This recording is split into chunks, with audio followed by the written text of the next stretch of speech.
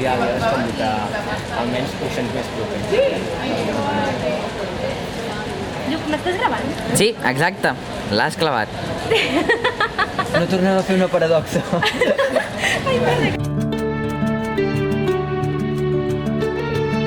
Les presentacions de llibres jo crec que no les sabem fer bé en aquest país. Normalment una presentació de llibres és un senyor ensopit amb un altre senyor o senyora, el gènere canvia.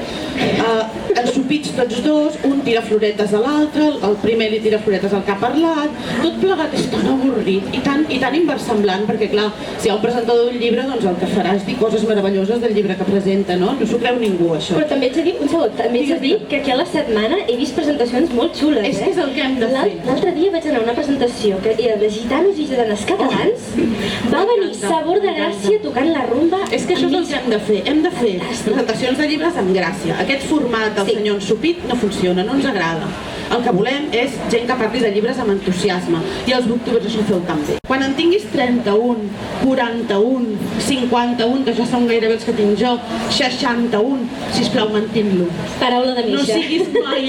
No siguis mai la senyora ensopida. Totalment. Promès. Uau, ostres, què més puc afegir, Déu meu? Ui, moltes coses. Seguiu-la i ja veureu que moltes coses. Sí, aprofito per fer spam, el meu canal és Paraula de Misha. 5 coses que necessites per ser booktuber. La primera són les ganes de llegir, que ja ho has dit. Això és fonamental. Aquestes ja les tenim. Aquestes ja les tenim, si no, malament rai. Millor fer tutorials de maquillatge, no. Fonamental. Segona, creativitat. I coneixements per desenvolupar-la, saber edició, etc. Els booktubers, una cosa que la gent no veu, també els youtubers en general, però sobretot els booktubers, és que som els nostres propis actors, directors, guionistes, editors, representants. O sigui que hem de saber, hem d'aprendre a editar, a fer-nos valdre les xarxes socials, etc. Després, ganes de compartir, això també ho has dit. I per últim, fora la vergonya. Un booktuber que es diu Jesse the Reader, no sé si el seguiu, veig que l'Ignasi diu que sí, és americà, té uns 400.000 seguidors, o més, i un dia es va proposar agafar un llibre, fer experiment.